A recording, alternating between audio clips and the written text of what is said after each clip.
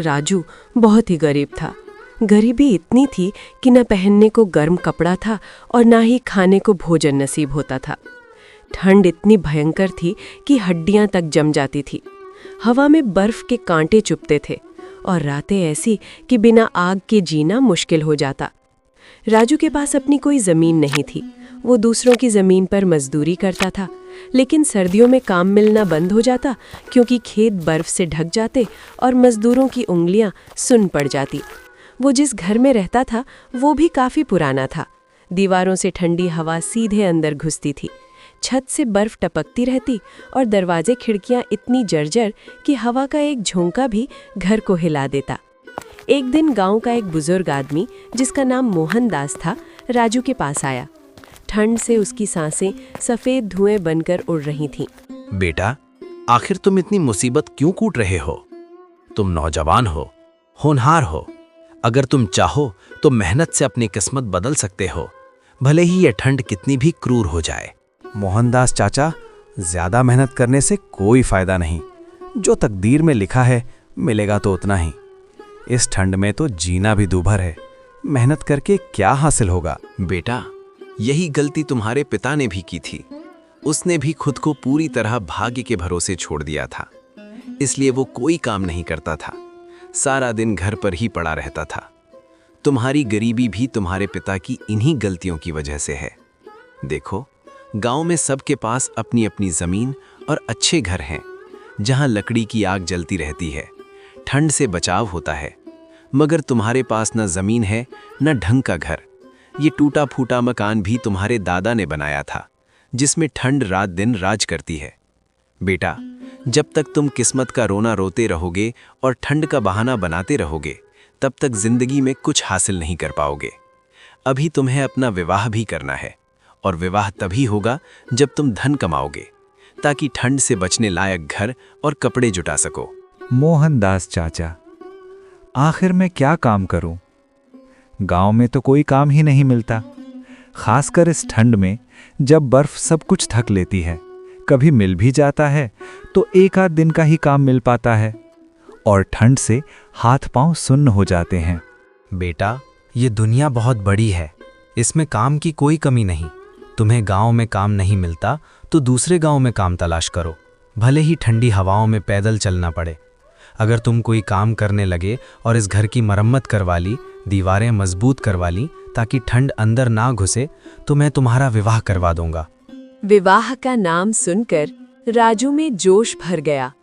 ठंड की परवाह ना करते हुए वो जल्दी से बुजुर्ग आदमी से बोला, मोहनदास चाचा, अगर ऐसी बात है कि तुम मेरा विवाह करवा दोगे तो मैं आज से ही काम में लग जाऊंगा, चाहे ठंड कितनी भी पड़ रही हो।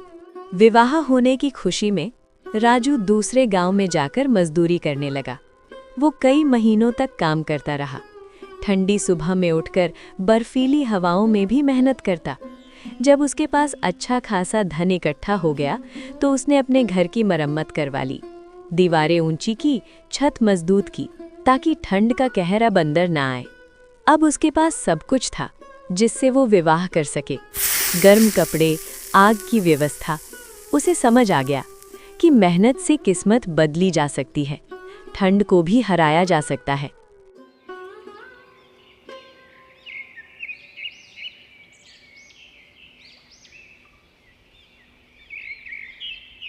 एक दिन उसने सोचा, अब तो मैंने घर की मरम्मत भी करवा ली और घर में खाने के लिए अनाज भी है, ठंड से बचने लायक लकड़ी भी।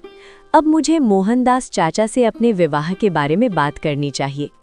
इतना सोचकर राजू उस बुजुर्ग आदमी के पास गया और उससे कहने लगा, मोहनदास चाचा, आपने मेरे से कुछ वादा किया था कि अगर मैं घर की मरम्मत और धन कमाने लगूं तो आप मेरा विवाह करवा देंगे। अब तो मैंने घर की मरम्मत भी करवा ली है और रोज काम करने भी जाता हूं, ठंड में भी नहीं रुकता। अब आप मेरा विवाह करवा दीजिए। बेटा, मैं तुम्हारे विवाह का कुछ प्रबंध करता हूं। देखो, शादी ब्याह के मामले में लोग अक्सर सच्चाई नहीं बताते, खासकर इस ठंड में जब घर की मजबूती और गर्मी की बात आती है। थोड़ा बहुत बड़ा चढ़ाकर ही बात करनी पड़ती है। अगर लड़की सांवली भी हो तो उसे गोरी और अत्यंत सुशील बताकर पेश किया जाता है। मैं जब तुम्हारे पास किसी को लेकर आऊंगा तो मैं भी बहुत झूठ बोलूंगा। तुम चुपचाप सुनते रहना, उनके सामने ज्यादा सच्चे बनने की कोशिश मत करना, वरना कुंवारे ही रह जाओगे, ठंड में अकेले कांपते। बुजुर्ग आदमी राजू को अच्छी तरह समझा देता है।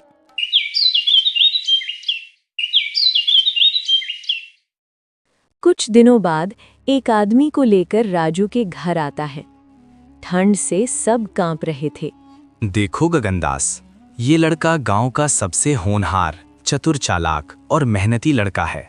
इसके पास 100 बीघा बटाईदारी जमीन है, उसमें बहुत अन्न उपजता है, ठंड में भी फसल सुरक्षित, घर में अकेला रहता है। तुम्हारी बेटी आते ही रानी बन जाएगी, ठंड का कोई असर नहीं पड़ेगा। जिस आदमी को बुजुर्ग लेकर आया था उसे खेती और जमीन संबंधित कोई ज्ञान नहीं था। ठंड में खेती की मुश्किलें भी नहीं पता। उसे बटाईदारी का मतलब भी नहीं पता था कि बटाईदारी किसे कहते हैं। वो तो 9 और आधा बीघा जमीन लड़के के पास होने के नाम पर ही बहुत खुश हो गया और बोला, मुझे लड़का पसंद है। अगले हफ्ते आपसे दोबारा मिलूंगा, तब हम विवाह का दिन तय कर लेंगे। तो मैं इस विवाह को पक्का समझूं? हाँ, पक्का समझिए। अरे मर्द की जुबान पक्की होनी चाहिए, जो कह दिया सो कह दिया, अब अपनी बात से पलटना नहीं है। मैं अभी इस विवाह को पक्का करता हूँ, अगले हफ्ते विवाह का दिन तय हो जाएगा।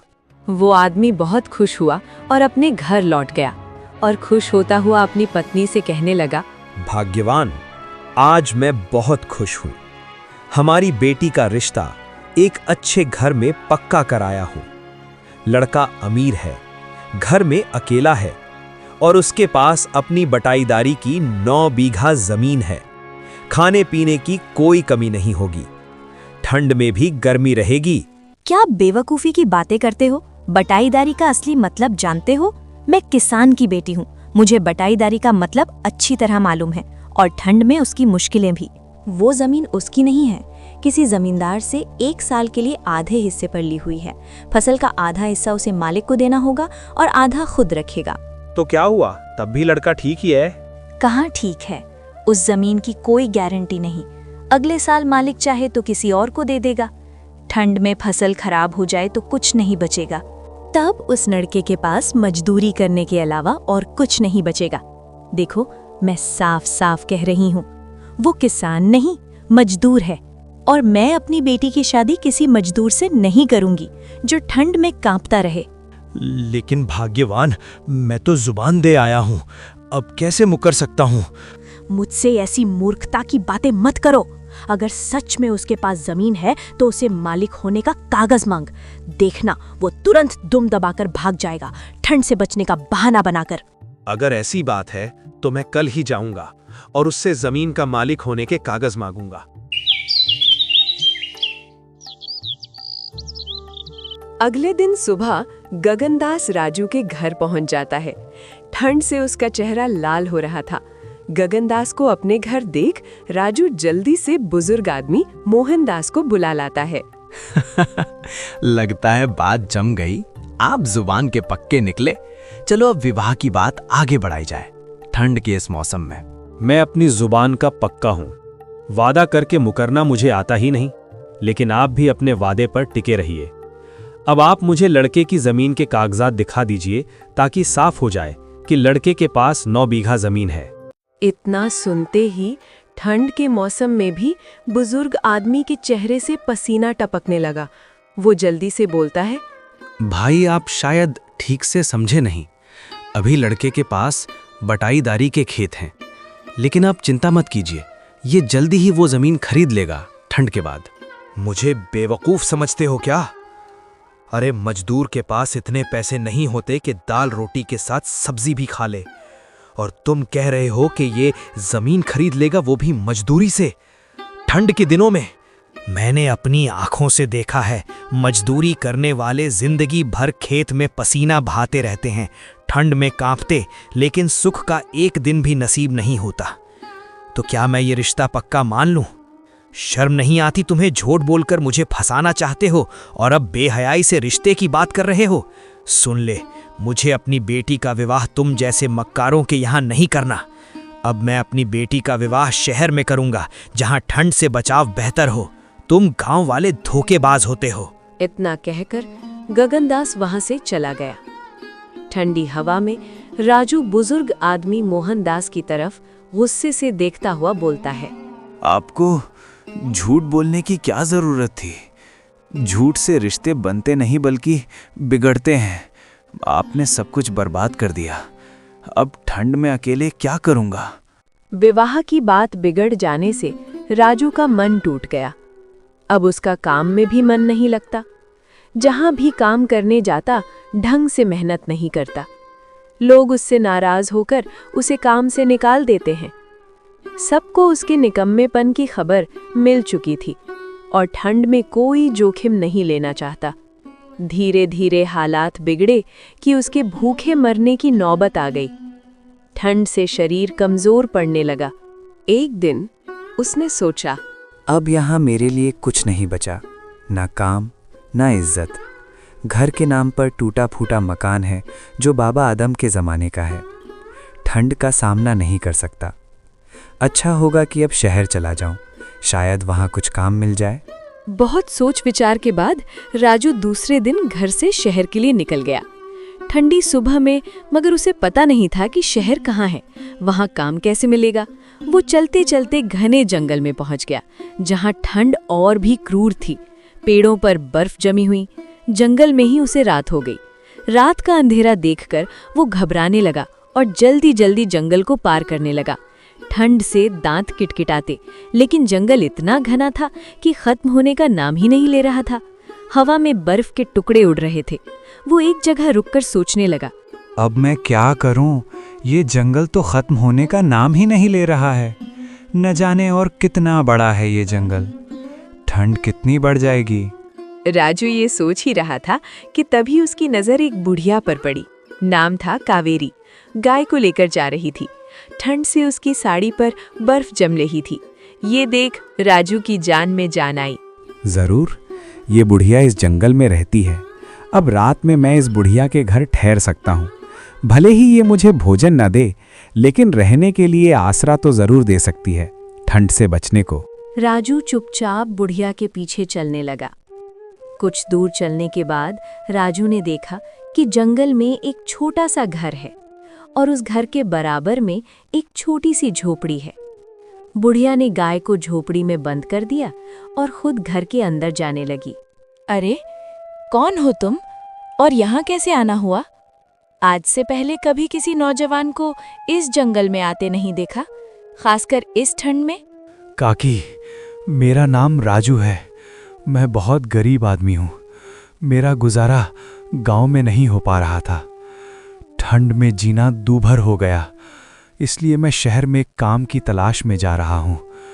लेकिन मुझे शहर जाने से पहले ही जंगल में रात हो गई है। क्या आप मुझे रात भर के लिए अपने यहाँ रुकने दे सकती हो? देखो, मैं तुम्हें जानती पहचानती नहीं हूँ, इसलिए मैं तुम्हें अपने घर में रुकने नहीं दे सकती हूँ। अच्छा यही होगा कि तुम अपने रहने के लिए कहीं और जगह तलाश करो। काकी, इस जंगल में मैं कहाँ जगह तलाश करूं? मुझे नहीं लगता कि कोई और भी इस जंगल में रहता होगा ठंड में। काकी, अगर आप कहो तो मैं गाय की झोपड़ी में रह लूंगा और ठंड सह लूंगा। क्या तुम मुझे मूर्ख समझते हो जो तुम्हें गाय की झोपड़ी में रहने दूं? मैं तुझे जानती नहीं, पहचानती नहीं। तेरा क्या भरोसा तू मेरी गाय को चुराकर भाग जाए तो? इसलिए मैं तुझे गाय की झोपड़ी में नहीं रख सकती। काकी, ऐसा मत कहो। मैं चोर नहीं हूँ। मैं तो बहुत भला और ईमानदार आदमी हूँ। अगर आप मुझे यहाँ नहीं रहने दोगी तो मैं कहाँ जाऊँगा? जंगल में मुझे जंगली जानवर खा जाएंगे या ठंड से मर जाऊँगा। जंगली जानवर खा जाएंगे तो इसमें मैं क्या करूं? जंगल में तो रोज ही खूंखार जानवर, जीव जंतु और आदमी को मारकर खाते रहते हैं। अब मैं सभी को बचाते थोड़ी फिरूंगी। तो यहाँ से चला जा, मरे या जिए मुझे इससे कोई मतलब नहीं। बुढ़िया की बात सुनकर राजू समझ गया कि ये बुढ़िया बहुत बेरहम औरत है। इसको किसी से कोई फर्क नहीं पड़ता। जानवरों के बीच रहते रहते खुद भी जानवर जैसी हो गई है। ठंड ने इसे कठोर बना दिया। अगर ये मुझे अपने घर में एक रात ठहरने की इजाज़त दे देती तो इसका क्या बिगड़ जाता? आखिर रात भर की ही तो बात थी। राजू ये सोच ही रहा था कि तभी बुढ़िया उससे बोली, सुनो, थोड़ी देर यहीं खड़े होकर मेरा इंतजार करो ठंड सहते हुए। मैं अपनी बेटी से पूछ कर आती हूँ कि तुम्हें रात रुकने देना है या नहीं। बुढ़िया की बात सुनकर राजू समझ गया कि बुढ़िया उसे रोकने के लिए इतना नखरा क्यों कर रही थी। बुढ़िया अपनी बेटी के पास गई और बोली, अरे सीता, बाहर एक लड़का खड़ा है, हमारे घर में ठहरना चाहता है।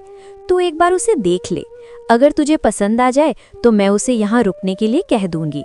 माँ, इसमें पसंद नापसंद की कौन सी बात है? उसे रात भर के लिए यहाँ रुकने दो। बेचारा बहुत परेशान है, ठंड से कांप रहा। बेवकूफों जैसी बातें मत कर, तू उसे एक बार देख तो सही। माँ, आप भी हद करती हूँ। मैं उसे देखकर क्या करूँगी? मुझे क्या उसे विवाह करना है?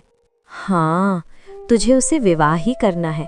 अब तेरी विवाह की उम्र हो गई है और मुझे तेरे विवाह की चिंता होने लगी है।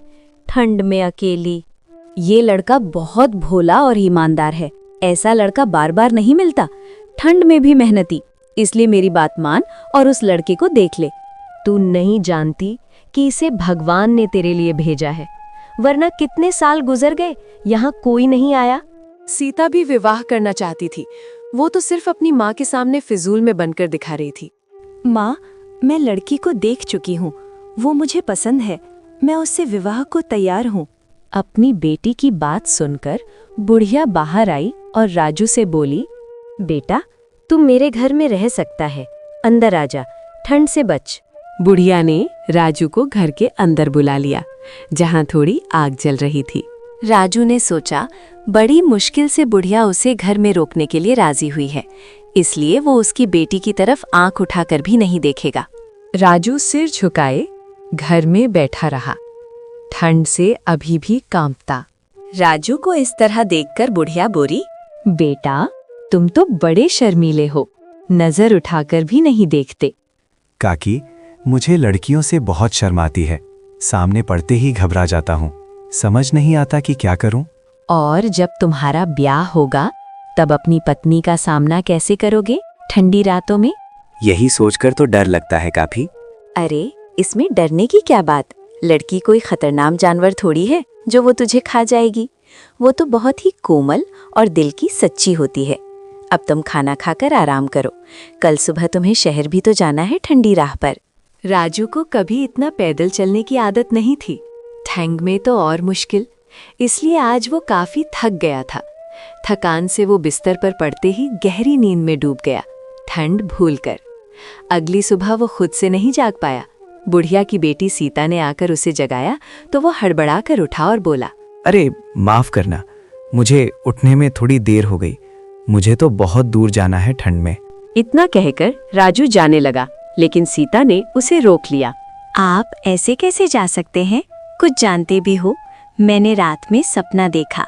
सपने में मेरा आपसे विवाह हो चुका था।